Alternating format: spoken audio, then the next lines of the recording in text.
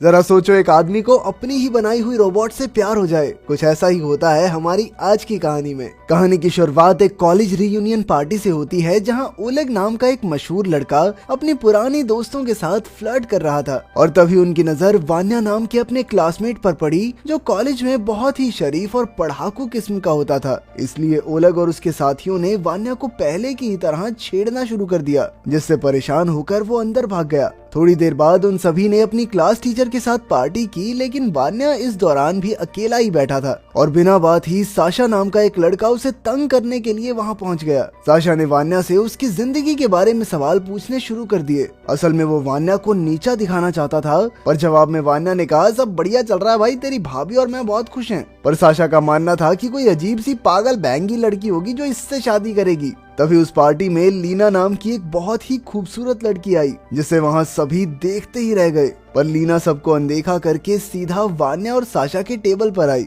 उसने साशा को वहां से उठने को कहा, क्योंकि वो अपने पति वान्या के साथ बैठना चाहती थी। ये सुनते ही वहां मौजूद सभी लोग पागल से हो गए, क्योंकि कॉलेज में सभी लोग वान्या को खूब चिढ़ाते थे और अब उन्हें समझ नहीं आ रहा था कि आखिर वान्या ने लीना जैसी खूबसूरत लड़की को पटाया कैसे। पार्टी के बीच जब वान्या बाथरूम गया तो इस मौके का फायदा उठाकर ओलेग और उसके साथ ही लेना से बात करने के लिए पहुंच गए। ओलेग को अभी भी इस बात पर यकीन नहीं था कि लेना वान्या की पत्नी है, पर लेना ने उसका शक दूर करते हुए उसे बताया कि भाई सच में मेरा पति है वो। और इसके साथ ही उसने सबके सामने ओलेग और उसके साथियों की बेइज्जती भी कर दी। पर वो लोग भी इतनी जल्दी हार मानने वाले नहीं थे, इसीलिए वो वान्या से बात करने के लिए बाथरूम में ही पहुंच गए। अब वो लोग वान्या को पीट कर लीना को एहसास दिलाना चाहते थे कि उसका पति एक नंबर का थकेला और कमजोर आदमी है। पर जैसे ही वो वान्या को मारने के लिए आगे बढ़े, तभी लेना ने बीच में आकर उन सभी को पीट दिया। इसके बाद कहानी वक्त में पीछे जाती है। असल में लेना एक हाईटेक रोबोट थी, जिसे वान्या ने 2 महीने पहले ही तैयार किया था।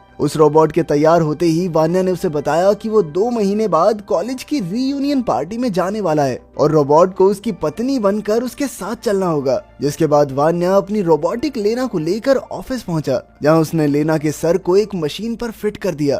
पर जैसे ही उसने लेना को कुछ करके दिखाने को कहा, तो उसने आसपास तोड़ फोड़ करना शुरू कर दिया। ये देखकर वान्या काफी टेंशन में आ गया कि भाई इसको प्यार के लिए बनाया था, ये वार क्यों कर रही है। पर जब उसने नीचे वाली मशीन चेक की तो पता चला कि असल में ये मशीन एक सोल्जर रोबोट की थी, जिसे खास तौर पर युद्ध में लड़ने के लिए तैयार किया गया था। ये जानते ही वान्या टेंशन में आ गया, क्योंकि वो ये मशीन अपने साथ ऑफिस से चोरी करके लाया था। इन सब बातों के बावजूद भी वान्या ने लेना को पार्टी के लिए तैयार किया। पार्टी में उन लड़कों को पीटने के बाद वान्या और लेना तुरंत ही वहां से निकल गए, पर थोड़ी दूर पहुंचते ही उन्हें एक पुलिस वाले ने रोक लिया। पुलिस वाले ने उन दोनों से उनके आई कार्ड मांगे, जिस पर वान्या ने तो अपना आईडी कार्ड डरते डरते पुलिस वाले के हाथ में पकड़ा दिया। उनकी परेशानी का फायदा उठाने के लिए वो पुलिस वाला लेना को इधर उधर छूने लगा, पर तभी लेना ने गुस्से में आकर उस पुलिस वाले के मुंह पर मुक्का मार दिया और साथ ही गाड़ी में बैठे बाकी पुलिस वालों को भी पीट दिया। जिसके बाद वो दोनों तुरंत वहां से भागकर वान्या के घर पहुंचे।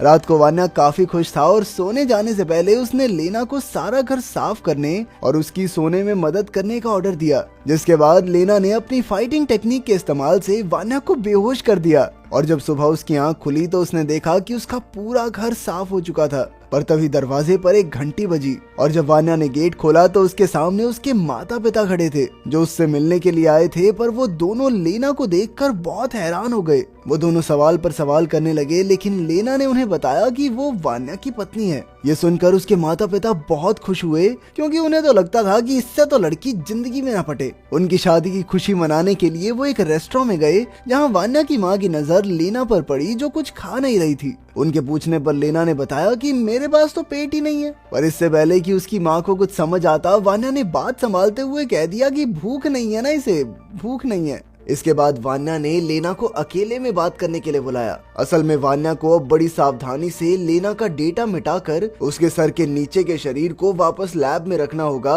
नहीं तो वो बहुत बुरा फंस जाएगा। उसने लेना से कहा कि तू मम्मी पापा के साथ रह, मैं ऑफिस में जाके सारा डेटा डिलीट करके आता हूँ। लेना भी इसके लिए तुरंत तैयार हो गई। जब वान्या अपने ऑफिस पहुंचा तो उसकी नजर ऑफिसर नेस्तरोव पर पड़ी, जिसने उसे बताया कि उनकी मिलिट्री लैब से एक प्रोटोटाइप मशीन चोरी हुई थी, इसीलिए वो सभी के सिस्टम्स को चेक करना चाहते हैं। वान्या के पास कोई और चारा नहीं था, इसीलिए वो इसके लिए तैयार हो गया। पर जैसे ही नेस्तरोव उसके कंप्यूटर के पास पहुंचा तो वान्या ने उसका ध्यान भटकाने के लिए किसी और पर इल्जाम लगा दिया, जिसका फायदा उठाकर उसने तुरंत ही लेना का डेटा डिलीट कर दिया। पर नेस्तरोव को वान्या पर थोड़ा सा शक तो हो गया था, इसीलिए उसने वान्या को एक पेन ड्राइव अपने कंप्यूटर में लगाने को कहा और उसके पेन ड्राइव लगाते ही नेस्तरोव ने लेना में लगे एक ट्रैकर को चालू कर दिया, जिसके बाद वो अपने साथियों के साथ उस ट्रैकर की लोकेशन की तरफ निकल गया। अपने ऑफिस से बाहर आते ही वान्या ने लेना को फोन करके एजेंट्स के बारे में बताया और उसे एक अंडरग्राउंड पार्किंग में मिलने को कहा, क्योंकि वहाँ पर वो उसकी लोकेशन ट्रैक नहीं कर पाएंगे।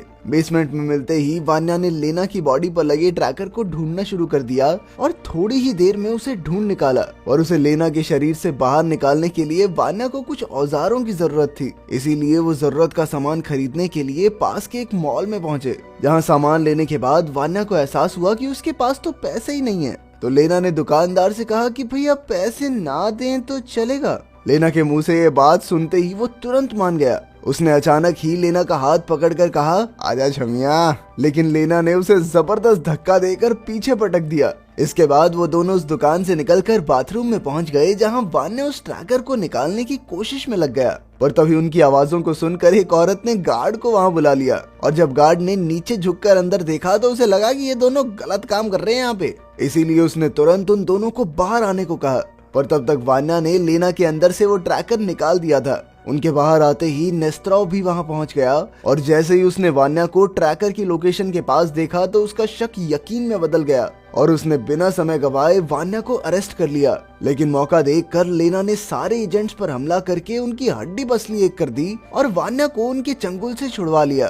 फिर सबूत मिटाने के लिए अपने कपड़े बदल कर वो दोनों जल्दी से गाड़ी में बैठकर निकल लिए। लेकिन तभी अचानक एक पुलिस की गाड़ी ने उनका रास्ता रोक लिया। लेना तो उन पुलिस वालों को जान से मारना चाहती थी, पर वान्या ने उसे ऐसा करने से रोका। और नहीं, गुस्सा नहीं करते, जान से नहीं मारना, बस पीट पाट के छोड़ दे। इसके बाद लेना गाड़ी से नीचे उतरकर पुलिस वालों की तरफ बढ़ी और उस पर गोलियों का कोई भी असर नहीं हुआ। फिर उसने जाकर एक एक की हड्डी पसली एक कर दी। इसके बाद वो तुरंत ही वहाँ से निकल गए और रास्ते में वान्या लेना को एक इंसान समझकर अपने दिल की बातें करने लगा, पर लेना एक रोबोट की तरह ही बर्ताव कर रही थी। वान्या अपने बॉस से मिलना चाहता था, पर उससे पहले कुछ कपड़े खरीदना जरूरी था, लेकिन उनके पास बिल्कुल पैसे नहीं थे, इसीलिए लेना उसे एक फाइटिंग रिंग में लेकर आ गई, जहां उन्होंने शर्त लगाई जिसके मुताबिक अगर वो क्लब के सबसे बेहतरीन फाइटर को हरा देगी तो उन्हें बहुत सारे पैसे मिलेंगे। लड़ाई शुरू होते ही लेना ने कुछ ही सेकंडों में अपनी ओपोनेंट को चित कर दिया। जीतने के बाद उन्होंने पैसों के बदले कुछ कपड़े और एक गाड़ी मांगी, जिसकी उन्हें सबसे ज्यादा जरूरत थी।